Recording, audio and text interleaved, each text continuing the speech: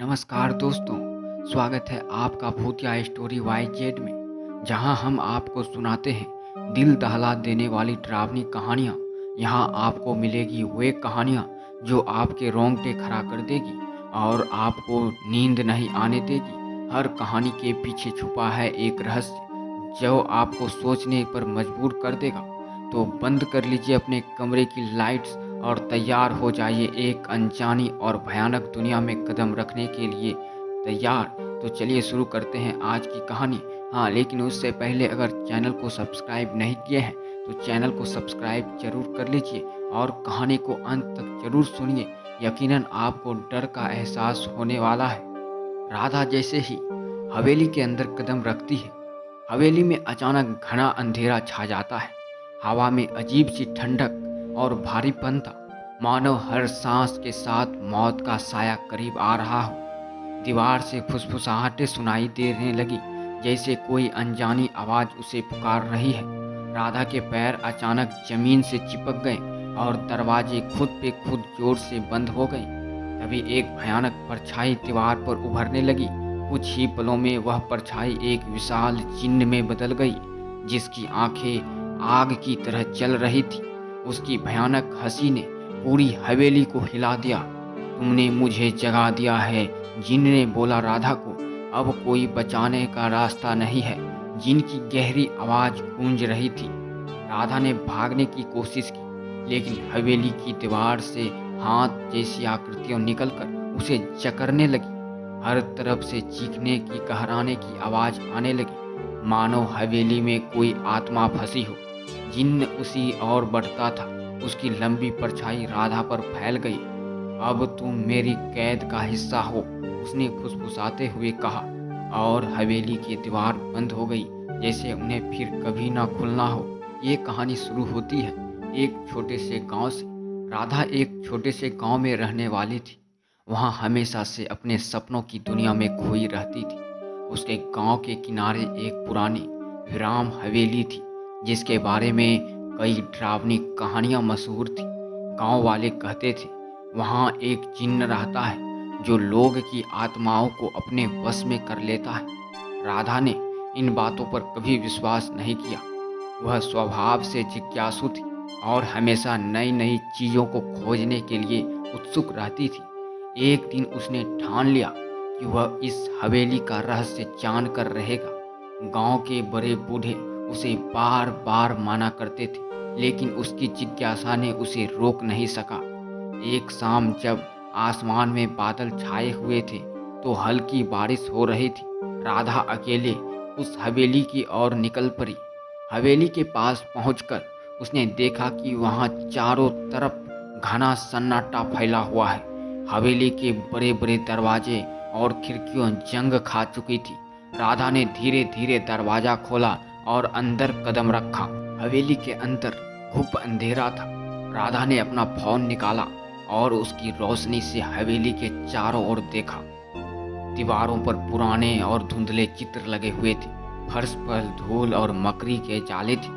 वह धीरे धीरे हवेली के गहरे हिस्से की ओर बढ़ने लगे। तभी अचानक एक अजीब सी आवाज कानों में पड़ी। कौन है यहाँ?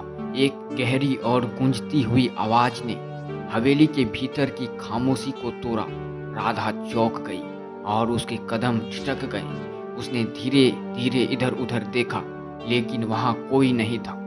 तभी एक तेज हवा का झोंका आया और उसके चेहरे पर लगी बालों को लेटे उड़ाने लगी। अचानक एक परछाई उसके सामने उभरी और एक विशाल जिन्न प्रकट हुआ। जिन्न की आंखों में अजीब सी चमक थी और उसके हाथों में अदृश्य जंजीर बंधी हुई थी। उसने गहरी आवाज में कहा, तुमने मुझे जगा दिया है। अब मेरी कैद में तुम्हें बाहर निकालना कोई रास्ता नहीं है। राधा ने डरते हुए कहा, तुम कौन हो और मैं यहाँ कैसे आई? जिन्न ने उसे एक ठंडी नज़र से देखा और कहा, मैं इस हवेली का रक्षक हूँ। सदियों से यहाँ कैद हूँ और जो यहाँ भी आता है उसे मैं अपनी कैद में ले लेता हूँ। राधा के पास अब कोई चारा नहीं था। वह हवेली से बाहर निकलने की कोशिश कर रही थी, लेकिन जिन्न ने उसकी राहें रोक दी। वह दिन रात हवेली के अंदर फंसी रही, लेकिन धीरे धीरे उसे जिन्न की कैद में एक अजीब सा सुकून महसूस होने लगा।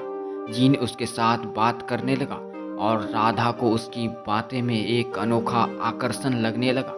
जिन्न ने उसे बताया कि वह कभी एक इंसान था, लेकिन अपने लालच और ताकत की वजह से उसने एक जिन्न का रूप धारण कर लिया।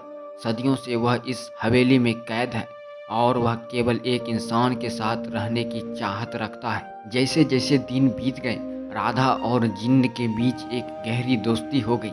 राधा ने महसूस किया कि जिन्न का दिल अब कोई एक इंसान जैसा था।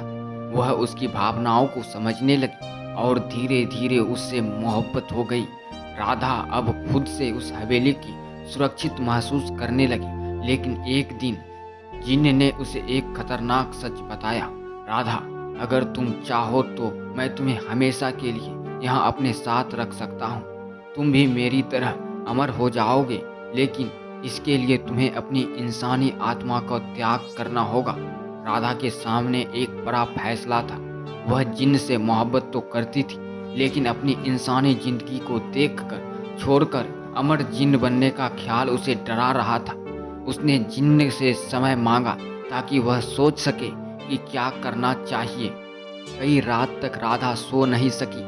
उसकी मोहब्बत और उसकी इंसानी जिंदगी के बीच एक बड़ी जंग चल रही थी। आखिरकार उसने फैसला किया कि वह अपनी इंसानी जिंदगी को क्यों नहीं छोड़ना चाहती। आखिरकार उसने फैसला किया कि वह अपनी इंसानी जिंदगी को नहीं छोड़ सकती, चाहे उसकी मोहब्बत कितनी भी गहरी क्यों ना हो।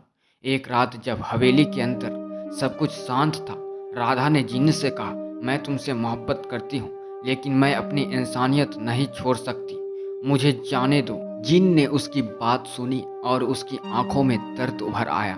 उसने धीरे से कहा, तुम्हारी मोहब्बत सच्ची है, इसलिए मैं तुम्हें जाने दूंगा, लेकिन याद रखना यह हवेली और हमेशा तुम्हारे दिल में रहेंगी। राधा ने आंसुओं भरी आंखों से जिन्न को अलविदा कहा और हवेली से बाहर निकल गई।